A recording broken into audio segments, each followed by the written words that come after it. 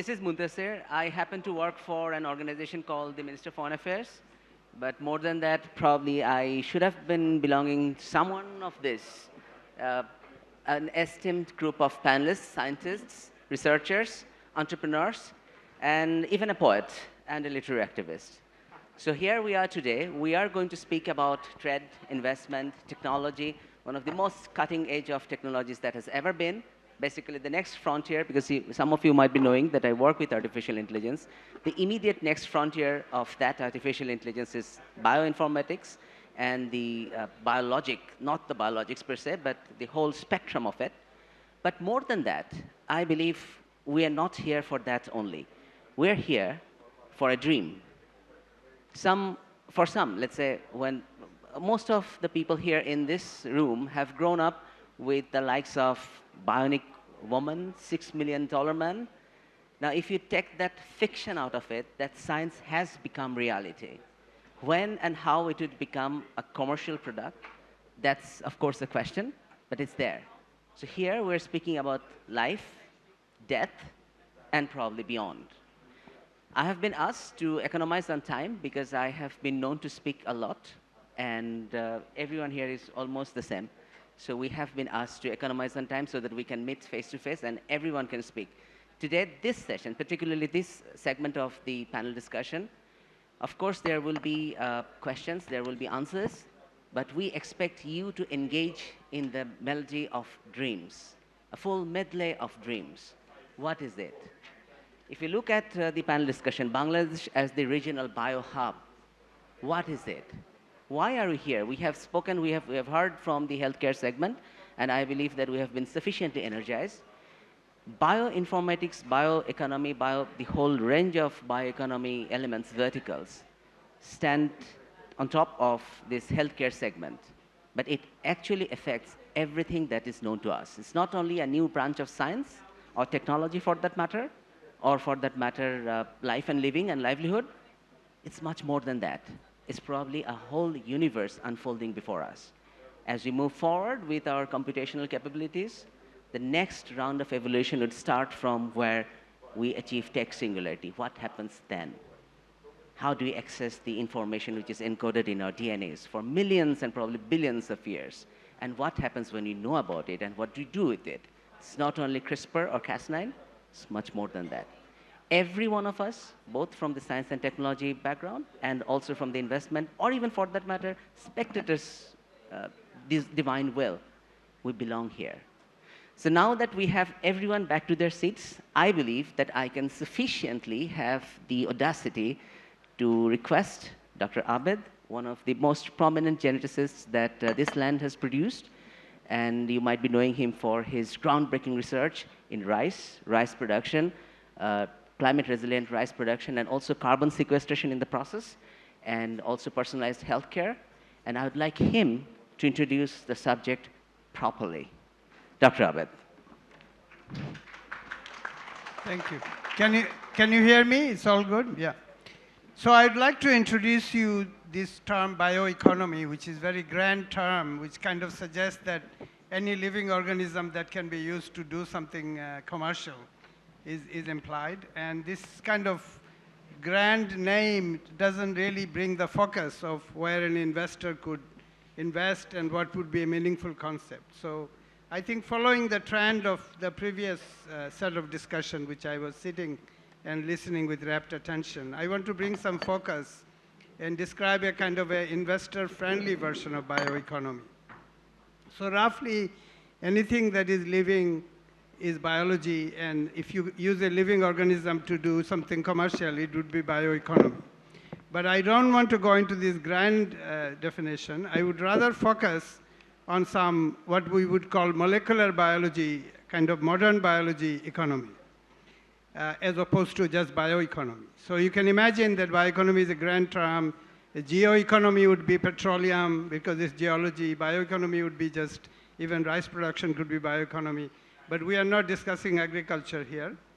However, we are talking about the modern version of agriculture. So if you sequence the rice genome and find that there is a gene there that promotes allergy, then suddenly you are talking about bioeconomy.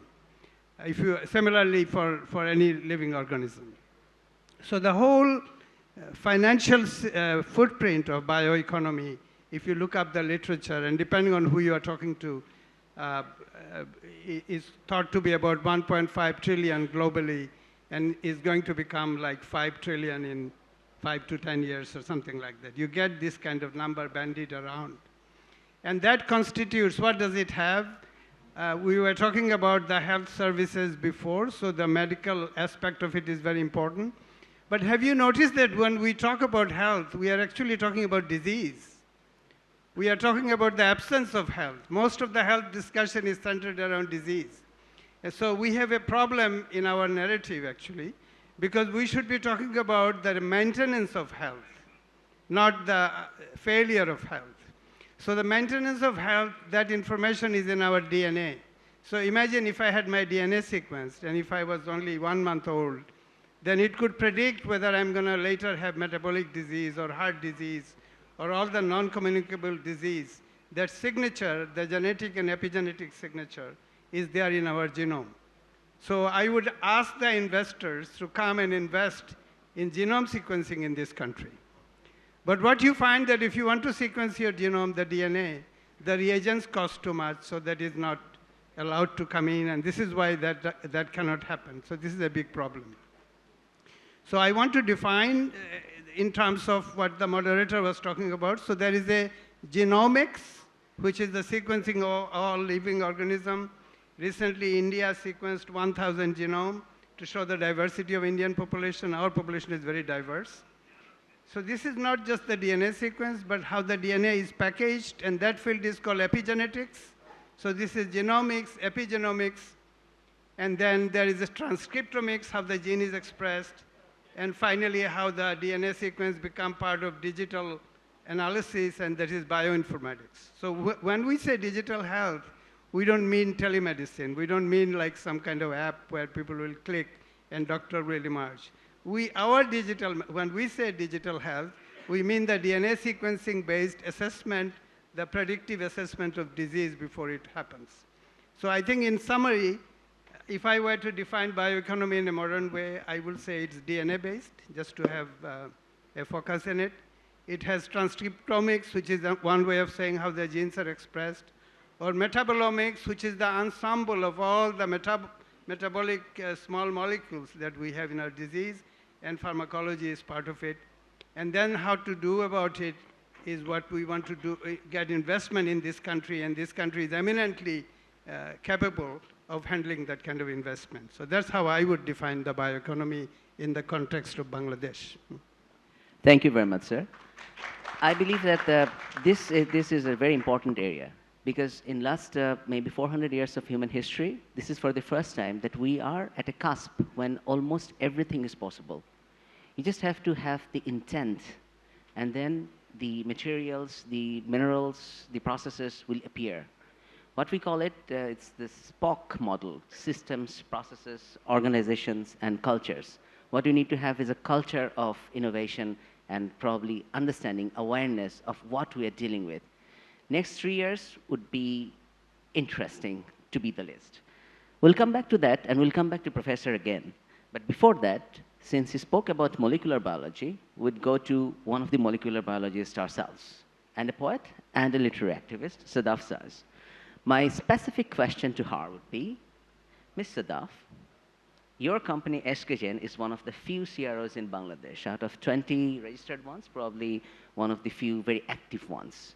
Now, CROs, what it is, she will tell. But some of our neighboring countries has thousands of them, whereas we have 20. Why do you aim to be in this sector? And how do you see CROs and the emerging biologics sector working together to boost Bangladesh's position in the global healthcare industry? Well, thank you very much for having me. And it's great having the opportunity to talk on something that I'm completely passionate about and I'm extremely excited about. I started EskeGen, which is a contract research organization. So what is a contract research organization? It provides outsourced research services to the healthcare, biotech, and pharmaceutical sectors. Usually what it does is tries to give cost-effective, efficient, scalable support to drug development and bringing therapeutics to the market. How does it does this? Historically, it has several ways in which it does give research support. So there's the preclinical phase, which is giving lab support and using drugs in animal models, giving that kind of support. There's something which I'm sure everybody's heard about after our COVID phase, which is it supports clinical trials, phase 1, 2, 3, 4 clinical trials. It also gives very important regulatory affairs support, data analysis and biostatistical analysis, as well as medical reporting and safety monitoring. But I think we're at a very kind of interesting juncture here. The previous session talked about the thriving and growing pharmaceutical sector, where we're exporting to over 150 countries. And Syed Omar Kabir had talked about the need for bioequivalence. Studies where whatever you're exporting as a generic or as a biosimilar is very similar to the original innovator drug. So you need bioequivalent studies. So right now in the Bangladesh market, there's about 100 million, but I think that it's actually much more gap of a lack of local CRO capacity to be able to do bioequivalent studies. And that's one of the things that my company, I think, is going to be very successful at doing. We are doing it here and now in Bangladesh, and we need that kind of support to be able to do much more. So when you're looking at a sector like the pharmaceutical sector, one of the things is how to bring new drugs to the market. So Bangladesh has like 180 million people with a very diverse genetic pool, and also therapeutically quite naive. So this population is savvy, it's open to new medical interventions and treatments, and it's actually an excellent place for having first in-country clinical trials. At the same time, we are unfortunately having a greater increase of non-communicable diseases. As I said, the mortality rate per annum is 74% now. And we have a large patient pool. So with our, we were talking about our skilled workforce. We have like 10,000 medical graduates coming up per annum, 15,000 life science graduates. We can actually leverage our demographic dividend not only in the manufacturing sectors, but also in knowledge-based sectors. We have 100 plus medical colleges, 600 plus hospitals that are absolutely ready to have great partnerships to do research. So clinical or contract research organizations can actually help bridge the gap and work with manufacturers, work with global partners to do bioequivalence in Bangladesh, to actually make Bangladesh a hub for first in-country clinical trials, as well as phase 2 and phase 3 clinical trials. One of our competitors is India. India has rising costs, compliance issues, regulatory issues, regulatory delays, and also I think Bangladesh has a special factor, which really proves that we have the grit, the resilience. We are a country which is based in ethical and knowledge-based innovations. We are an innovative country, and we have that resilience. So I think what Umar was saying in the previous session was we can really help accelerate innovation, as in organizations like us can work with companies to accelerate innovation, to ensure high quality and ethical and regulatory adherence, to improve research facilities, to unlock the huge number of young people who are excited and who are engaged in doing basic research and applied research. So I think it's a really exciting field to be in. One of the other things that I would say is that we take risks. I think the session, the previous day was talking about crazy ideas and we can make things happen in Bangladesh. So, for example, one of the clinical trials that I've been doing is one of our top local pharmaceuticals took the risk, gave us an oncogene therapeutic biosimilar monoclonal antibody to do phase 1, phase 2 clinical trial, which we've nearly completed, I think, very successfully. But just to add on to what was said in the previous session, I think that we did have hiccups, we did have a lot of challenges, but the most exciting thing was that during the revolution, the uprising, when we had a lot of data collection, we had an amazing team of clinicians and our EskeGen team. We had amazing volunteers who were knowledgeable, who were tech savvy, everybody came on board to complete the trial successfully. So I think there's a lot of great potential. Thank you very much. I believe that you have touched upon a couple of very interesting things. And it's not only about the clinical research, contractual research, or clinical research organizations, but also the replicability of it, that if you could set it up together. And there's something that we have been working on for the last couple of years, particularly spearheaded by Oxford. We have some of our older colleagues sitting somewhere down there. It's about activating the complementary asset portfolios, that you have assets deployed all over the country. Government assets, private sector assets, public assets, foreign assets. What if we could access these assets and connect the dots and see if we could leverage those data points and come to a conclusion, come to a situation which is congenial to our liking, our longing, our sense of belonging, that what we'd like to be. Here, I must, Foreign Ministry has a nasty habit of meddling into affairs of the identity. Bangladesh is a relatively new republic. For last 54 years we are there. But we are sitting on top of more than 1,000 years of history. We have lost much of it. But with AI and other things which are coming up, I believe that this is time that we can try to access the things that we have lost. If anyone has read Alexander Fleming's 11 volumes of Indian medicinal herbs and plants, you'll see that much of it was actually collected from Bengal. And we lost it to Tibet, Sikkim, Bhutan, and in general the north. But those are there. So let's see if we could collect this information and reinterpret. What about that? Now, coming back to the panel today, we have Yuji-san, who is basically heading the Toyota Tsusho arm in Bangladesh. He has a vast experience across 4 different geospatial regions and investments and frameworks. My question would be to him, it's related to MIUP, M-I-U-P, he'll speak about it, which provides preventive healthcare and checkup services in Bangladesh, almost first of its kind probably as a generic, as a system, as a full system. The question is specific. What drew you to Bangladesh's healthcare sector? We know why we need healthcare. Why did you come?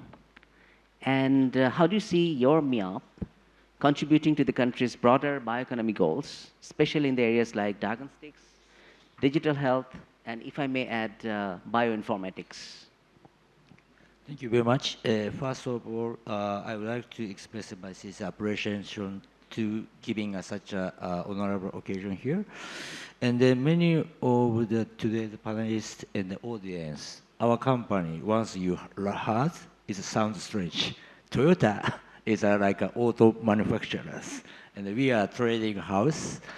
And then why we are handling about medical healthcare here, because of the history is talking to me.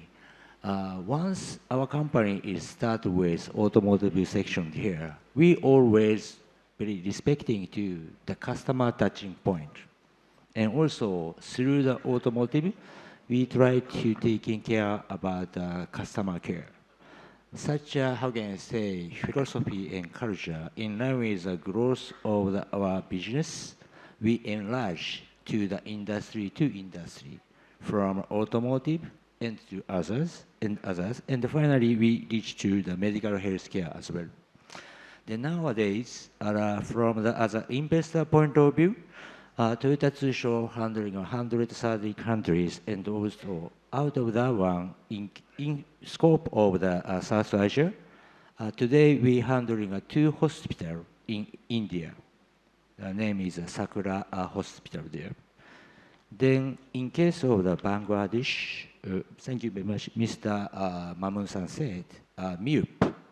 This company is providing to the clinic diagnostic service and then detection service with digital transformation and then AI analyzing in future.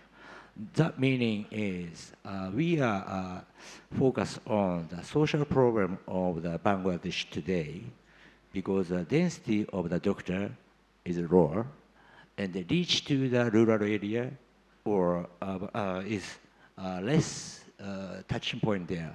Therefore, we start thinking about this milk company is certain contribution to reach to the patient who need to primary care first. That is a trigger of our investment into this country and this company. Then now we're talking about the biotech issues. Bio is not to stick to the medical care, but also like industrial or agriculture is there. Then the bio procedures is one of the very important matter is try and error. Tons of data is required, right? In that case, here is, today we investment in the MUP is very much strong sense about DX and AI. Such accumulated data, I hope, helping to the analysis for the bio similars or biologists. Those are implementing or supporting it there. Therefore, we expecting to not only for the growth of the market, but also our own the data also to be accumulated. And then this is a trigger to further investment for the future. That we thought about that. That is the answer to you. Thank you very much. We'll probably be coming back to you if time permits. But next we have Fabrice. I believe that I got your name correct, from Cytiva. See, before Cytiva comes in, there's also a framework. I keep referring to frameworks like PESTEL, the full political, economy, social, technological, ethical, legal, technical, technological. But more than that, we have been working on a vantage point called the TMO framework, connecting technology to markets, underwritten by organizations with finance and feedback loops. So my question to Cytiva and to Fabrice is, with your extensive global experience, how do you see your organization and particularly Bangladesh in the growth of biopharma, and what trends you are seeing, particularly in the bottom of pyramid markets, the emerging markets and also the BOP markets, and where do you see Bangladesh fitting in, particularly in South and Southeast Asian countries and globally? See, our ambition is, of course, we have written Bangladesh as the regional biohub, but not like to be constrained by the region alone. Why not global? Right. Thank you very much again for inviting to this important summit. So it's a privilege to be here and part of this panel. So my name is Fabrice Gachot. Indeed, I'm representing Cytiva, from the private sector, with a core expertise being to deliver technologies, so advanced technologies and services to enable customers and players in the market to manufacture biologics. So that being said, the question is really about the trends, and what do we see around and in the region, especially supporting the growth of the bio industry. And let me focus on the biotechnologies especially. I was attending a WHO conference the rest of the week, actually, and I had opportunity to meet with representatives from Nepal, from India, from different countries around. And interesting to see the dynamic towards localization of manufacturing. And this is really an effect of the COVID crisis. COVID really acted as an accelerator, not that nothing started before, but obviously COVID really accelerated the initiatives to localize manufacturing of biologics. And I can mention 4 areas, let's say, that could play a vital role in developing the bioindustry in Bangladesh. One starts with the government initiatives. It has been said in the previous panel, but it is absolutely important to make the right reforms and have the right policies, let's say, to encourage this biotech sector to grow. So this is to really set the foundations to establish the bioindustry in Bangladesh. And we have seen positive examples, or examples like BRAC in India, for instance, that became instrumental to really ensure access of COVID treatments to the population back in 2020. A second aspect is international corporations. We have seen examples that, like in Indonesia with Novo Nordisk, signing a deal with Biopharma to manufacture, insulin locally. And this is a great example of how the North can collaborate with the South. And there are others, of course, but in developing countries. So this is a new trend that we were seeing previously in China or India, but now that are impacting developing countries like Indonesia in this case. Third, I would mention is really the creation of clusters, of network of companies, and your company is an excellent example of that. It's really creating the dynamic to generate IPs locally. This is an absolute must, a starting point to create an industry, is to generate your own IPs, and so that you can build on it and then create locally. So having these biotech clusters, having incubators, create the scale, let's say, to let's say generate the right talents and the right momentum to create IPs locally. And last but not least, I would like to mention a very interesting initiative that was like a triangular north-south, led by WHO with support from the Medicine Patent Pool, consisting in transferring mRNA process from Africa to different developing countries. And actually Bangladesh is one of them with Incepta, which is an excellent news. There are others like Biopharma I mentioned in Indonesia, others in Ukraine, in Latin America, so in the different developing countries. And these initiatives are very positive in the sense that it will give you and Bangladesh a first, let's say, a first access to new technologies, to new modalities. One of the mega trends, and I think you mentioned it earlier, is really towards personalized medicines or genomics, so new modalities beyond, let's say, biosimilars, beyond monoclonal antibodies, where we see now more and more mRNAs, of course, plasmids, viral vectors, a lot of new modalities that are picking up. I could mention oligos and a lot more. I mean, of course, antibody conjugates as well. So this is an opportunity for a country like Bangladesh to catch up, to shortcut, and immediately go into these new modalities and take it from there. So I would say this can be accomplished through, let's say, these networking activities. I mentioned government, I mentioned clusters, but that's also networking on a regional level. Because one thing that remains very important is, if investors want to invest, is to make sure that there is a sound business case. Right, and that means you have to have a demand, you have to have the right market size. Bangladesh is, of course, a very, very important population, but having ability to export within the region and outside of the region will strengthen the business cases.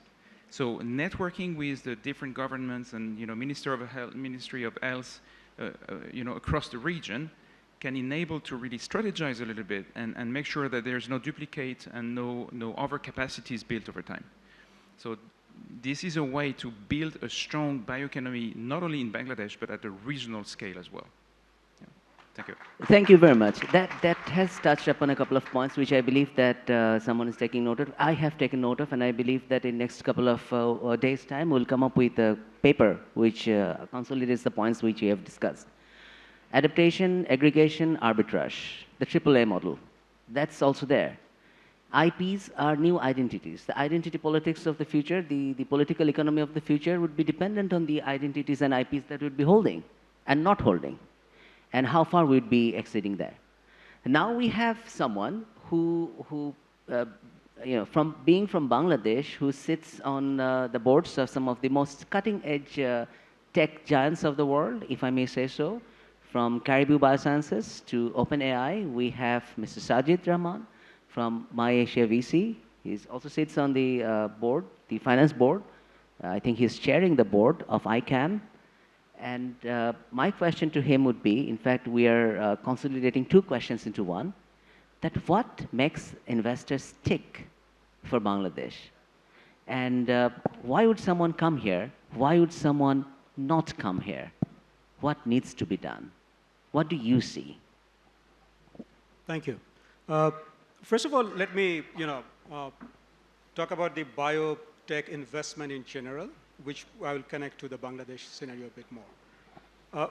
If you look at you talked about the big canvas at the beginning, right? So one of the things that biotech, I mean, when we invest in a company, we are essentially have the front row seat of seeing a company grow and change the world. And in case of biotech, you essentially have the front row seat of a company which may actually change the trajectory of civilization, right? So because the next holy grail of innovation is not in the space out there, but it's within the human body. And biotech enables you to make that change. And as an investor, if you invest in such a company, the return can be huge. One of the companies we look at is essentially trying to manufacture human organs. I mean, if they succeed, think of the impact it will have. I mean, you can have a kidney or a liver manufactured in a lab. So these are the big impact that the investors can have. And of course, the upside of such an innovation can be significant. Now, if we want to go back and look at this big canvas and want to understand what are the challenges in Bangladesh, and actually, Sadaf was asking me, and I said, OK, let me think about it. But the first thing I see, which we touched upon a bit, is most of these biotech investments is very high risk, right? We call it moonshots. You invest in companies, in innovative companies, knowing it will fail. But when you invest in these sort of moonshot companies, you know the probability of failure is much more higher. So unless there is a very strong infrastructure support built in the country between public and private sector, and that's where the governments need to come in to really flourish and encourage outside investors to also invest in Bangladesh, especially in biotech. So that's one. The second is, if you look at the Bangladesh in general, there are very few R&D labs, and those would be mostly within Dhaka. You won't see this outside Dhaka much. So there is a very clear gap of a countrywide support to generate and encourage biotech companies. So that's where I think the government needs to play a much bigger role. The third, of course, is the regulatory landscape. I mean, I don't know how robust the regulatory framework is to support biotech companies in this country. I have seen companies which actually moved out of US because they found the regulation as too strict. So they moved in other countries where they could do much more experiments, ethically, but much more experiments. So how the regulatory framework turns out is also something that we, as an investor, always look at, right? The fourth is brain drain. I mean, we have some very clear talents in this panel, but there is always this challenge of, we don't have enough brain coming back and actually involved in research in this organization. So there's clearly a lack of proper talents to support significant investments in biotech. So these would be the major challenges. Thank you very much. On that note, I think I should do a little bit of a marketing for, no one likes government agencies or ministries, but I believe that you might like the Minister of Foreign Affairs to some extent. He spoke about business environment, he spoke about regulatory environment, and I think the Honorable Chief Advisor spoke about the way of making crazy things take shape, make it happen. And the Honorable Beta Chairman spoke about converting super critics into super ambassadors. Why not you join or start with the Minister of Foreign Affairs itself? We have a strategic business framework, but for lack of time, would not be going into the details of it today, but each of you is more than welcome to visit the ministry, have a look at it, and see what we have done over there. Maybe we can connect with BIDA and the Chief Advisor's office and see how we can leverage whatever that we have at hand, and if we could go beyond that. And on that note, we'll be coming back again to Professor Abed Chaudhury. Our question is the designated question first, and we have a separate additional question to you as well, because he has been a teacher, sort of teacher to me and to many in this room. And so we have many questions, unanswered mostly, by the way. So Dr. Chaudhury, you have been involved in some of the most fascinating innovations that we have seen in the biotech sector in Bangladesh, particularly in genetics, from helping rice plants produce better seeds on their own, and to reducing harmful gas emissions from cows, and even using gut health to improve personal well-being. Could you explain how these kinds of scientific solutions can turn into real business opportunities? How can we give them enterprise architectures, and how can we scale them up, connect them to global supply chain solutions? And in addition to that, why is that not happening? Thank you very much. I want to be very clear about three things I'm going to talk about, so for the sake of simplicity, so these are the take-home message. Number one is 5 harvest rice, or panchabrihi. So in a village in Bangladesh, after 20 years of R&D, we developed a rice plant which upon cutting gives 1 harvest, then grows back again and gives the second harvest. And when you harvest that, it grows again and again till it gives us 5 harvests in 1 year. And this happened in a village in Bangladesh through the R&D via the farmers. And now we have progressed, and we know the genes that are responsible. So panchabrihi, or 5 harvest rice, have now been extended to other crops in multiple harvests. And we are ready for investment, so please connect with me if we want to invest in this. We want to put Bangladesh in the map of agricultural biotechnology, because as you can imagine, this is one of the biggest story of contemporary times, where we found a very simple genetic control of multiplicity of harvest since the beginning of agriculture. Because the ancient farmers had selected for 1 harvest, because they didn't want this crop to grow again, and there is a sociological, anthropological reason for it.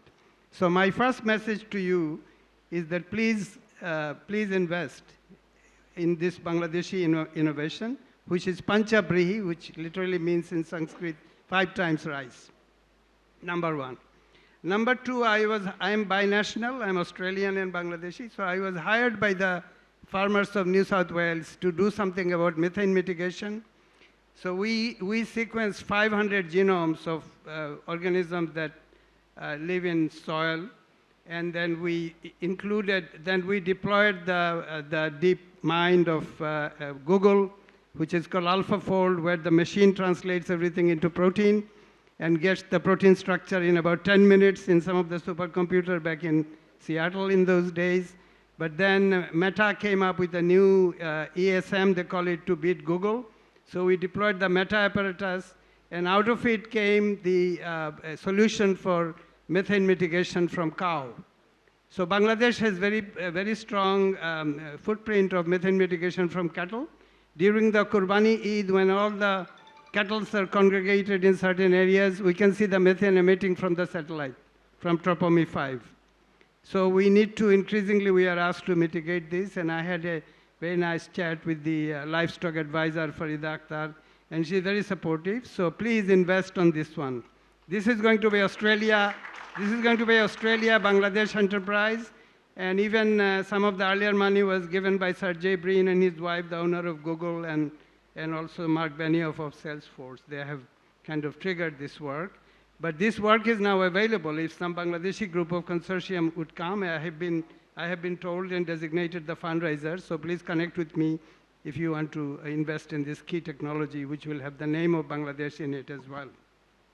Number 3, my name has been suggested as part of Genofax. So to make a long story short, I'm co-founder and chief scientist of Genofax, and our goal is to sequence everything and do predictive medicine. So we want to genome sequence the baby that is just born today and predict its chance of getting different diseases, non-metabolic, metabolic diseases, as well as mental health profiling, and then create a trajectory from infanthood so that they don't have to encounter these diseases. So this is whole predictive DNA-based, you can call it digital medicine in the highest sense of being digital.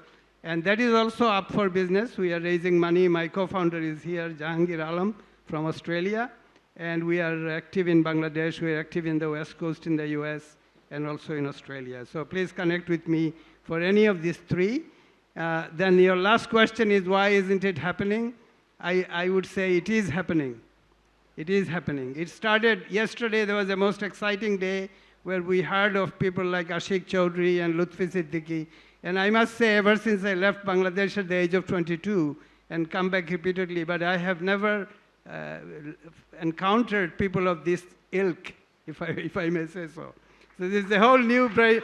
There's a whole new breed of people. I think it's a cliche to say a Nobel laureate is I don't want to overuse this term, Nobel laureate, in every word. But what is significant is there's a team there. So coming from Farida Akhtar, who is an activist, to Jahangir, Dr. General Jahangir, who is the agriculture advisor, very good discussion I had with him. I think the whole team is ready for business. Things are happening. And I would say, Jay, please give this government a chance. Thank you. Thank you very much. In fact, I must add to this, is that we have, not only on this panel, but also in this room, market-ready enterprises, which can go into the market right now. And I know that this panel here, at least 4 of them have organizations which can scale up, which can go into enterprise-level formations, go for advanced equity, Series A, Series B, whichever way that you would like to call it, raise funds, and go straight up into business. And I must say that the returns should be coming, in my calculations, in my humble calculations, within 18 to 36 months. Should not be more than that. And the returns should be humongous. See, back in 2001 and 2, when I had been in the bank, and I started my career in a bank before joining the foreign service, some of the organizations had IRR of 57% pre-tax. And those were like, shady organizations. But at this moment, what we are dealing with, again, in my investment banking hat calculation, I see that some of these organizations could go 500 times, 600 times if the IP succeeds, and if the market is receptive enough. And all these could be done with existing technologies, just reconfiguring this. And maybe the government can play its part, right up, straight up, ahead with whatever that we have. Our laid out capital is huge. Look around, the schools, colleges, hospitals, in terms of its physical infrastructure weight, the value of it. We should not be going to any international body. We can collateralize one of our hospitals and just maybe draw 100 million. This can be done. Some of the organizations, even in the advanced world, can do it. Why not we? The Minister of Foreign Affairs land mass should be somewhere around 5,000 crore in Bangladesh Taka. Well, we're not selling that ministry at this moment, but if we may, if we are threatened with money, we might consider selling that. What if we consider selling each of us here to the market inside the country and outside the country? We'll ask Sadaf next question. What do you see the government doing? The DCL projects, the animal house, and also this part, the finance part, because this is something which I see personally lacking. We have been asking the Minister of Finance, maybe the Financial Institutions Division is also there, the BSEC, that how we could take these early stage capital intensive organizations to the market and allow the people to hedge themselves and allow the organizations also to hedge themselves, both the organizations and the people combinedly going into the future together. How do you see to it? Oh, thank you. It's a very, I think, a very interactive, exciting discussion here, and kind of just speaking to several points that have been raised. I talked, I think, previously about the role that contract research organizations can play at a level which is ready here and now. But I think there's a huge potential going forward. In the last few years in the West, big pharma, big biotech have actually outsourced 70 to 80% of their research needs. Sometimes they actually have specific tasks which they give to outside organizations for long-term servicing for them. So this market is actually $90 billion. And when I'm sitting in Bangladesh, I do see that we can go beyond. So just to mention something that Dr. Abed had brought up about personalized medicine and sequencing of genomes, when we're looking at the kind of data we're getting from clinical trials, having clinical trials here is not just about making money, it's also about bringing the latest cutting-edge therapeutics to our local patients earlier and cheaper. And built on that is the kind of health data we can build up in terms of not only clinical data, but also at the genomic level as well. And that can inform not only our health policy, but also the care, and I would say not only for Bangladesh, but also regionally and globally. So I think that's one thing. So how do we build up this kind of system? We need the government support. And I was pleasantly surprised when dealing with the DGDA, the Director of Drug Administration, that it was ramping up. It was very supportive to CROs and other companies coming in this space. Of course, it has a long way to go, but all the indications are good. And I think that with a greater capacity where there's oversight on clinical trial monitoring and ethics oversight, as well as making the process much more smoother and much more efficient, I think we could be extremely competitive as far as kind of regulatory procedures and processes to actually get down and start doing things. But what the government is doing, I think, is when we're looking at what CROs do, much more than traditionally what we've seen CROs doing, I think in the future we're looking at basic discovery, drug development, and also inputs into high-end manufacturing. To this end, under the Fisheries and Livestock Ministry, I believe that there's a sort of state-of-the-art animal house which is going to be rolled out, which will actually give us an incredible edge in global drug development input. At the same time, there's been another venture which is ADB funded, I believe, which is the Vaccine Therapeutics and Diagnostics Development and Manufacturing Project, which is under the CDLC, which is the government-owned pharmaceutical. So based on that, we will have a lot of leverage to have high-end manufacturing with regulatory transparency, but also scope for R&D partnerships, global partnerships which can leverage disruption of current supply chains possibly, as well as innovative partnerships with vaccine and drug development companies. So I think there's a lot of scope there, but I just want to mention something else. It's a whole ecosystem. We were talking about the reverse brain drain and anticipating that, but also the importance of investing in fundamental and also applied science in Bangladesh. So I know a lot of the private universities, public universities, are really trying to do that kind of research. The Honorable Education Advisor is here. I've talked to him about it as well. How can we leverage our young people and really give them the education that they deserve? So we do need streamlining of the UGC so that we can do innovative curriculums for our young people. We're looking to do, we're proposing a very high-end research facility in maths, physics, to give good foundational language skills to our people for bioinformatics, as well as a very high-end biomedical research advanced center. And I would say that we have had investment, but it's been a lot of infrastructural investment. We need soft investment to actually give research grants so that young people can, experiment away. And as you said, it's like a one in a. It's sometimes, it won't happen overnight. Maybe 1 out of 10 or 1 out of 20. But we will have our, I think, successes in the future. Thank you very much. A lot of data points there. I have taken so much of notes that I believe that I would be taking a full-fledged keynote speech myself to summarize. So I'll not do that. But on that note, we'll give some of our panelists 1 minute each. The youth, look at this room. 90% of it is very young. The rest are young. The rest are young. The 90% is very young, almost like children. What do you have to them? See, I have seen the first lady who did her PhD on human genetics in the late 50s. We lost her to neglect and heartbreak.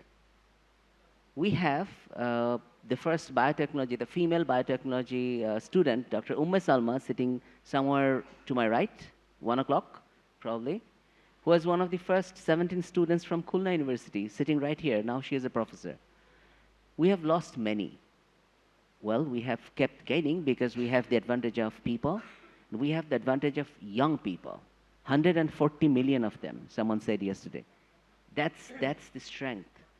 That's a strength which is very difficult to overcome. What message do you have to them? Cytiva and Fabrice. Well, let me keep it very short. I think there is space for Bangladesh to succeed in the bioindustry in the world and locally, but in the world as well. And when I see, and as you said, I mean, the energy in this room, the foundations that we've discussed, the willingness, I think there is a path, obviously.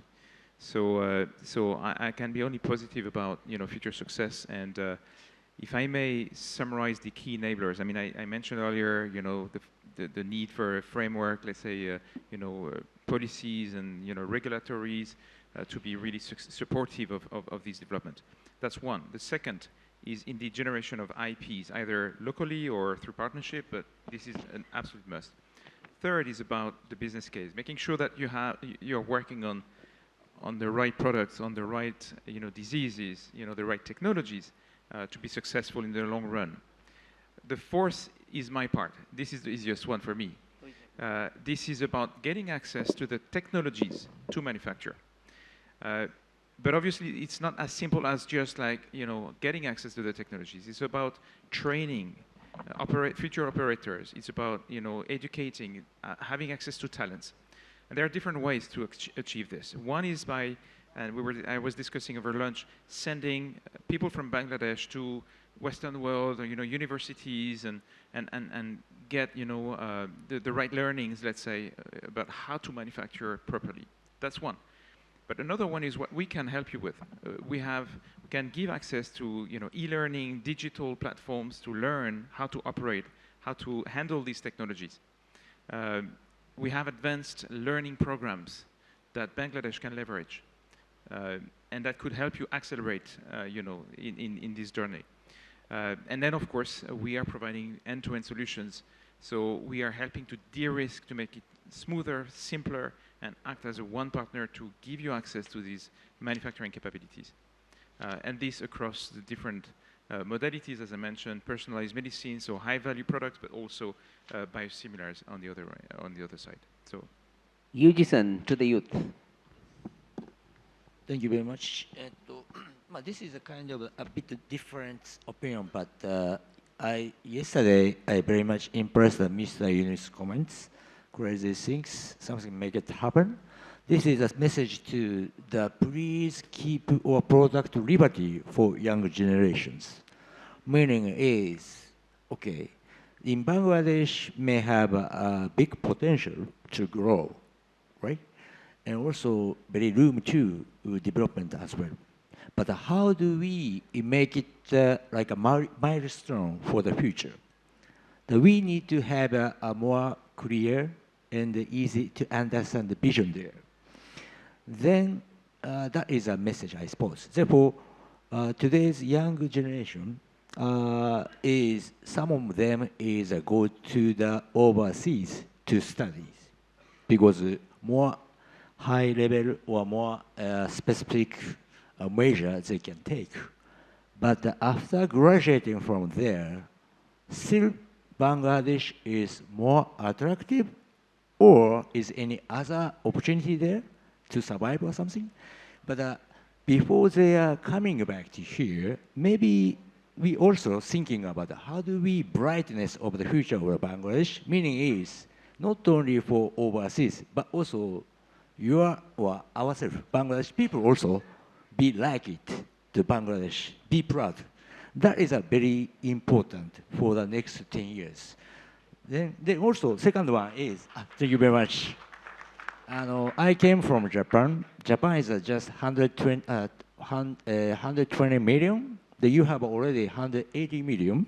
And once you're checking about the neighbors, like India, is 1 billion more, and China also there. Therefore, not so far, but already you are accessibility to big market there. Therefore, firstly, maybe we can make it better in Bangladesh market first, then accumulated the data or accumulated people or educated, skilled people here, is that eventually this stretch of the ability or capability is fascinated to neighbor countries eventually. That is maybe Bangladesh to a big potential to do it. I believe your company do it for that one. Thank you. I have been told that people are getting impatient about meeting people on the stage and everywhere else, and there would be an intense networking session ahead.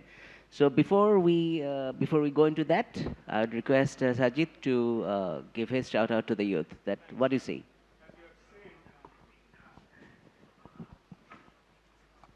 Thanks. As you've seen, we have finance is a bit of a distance.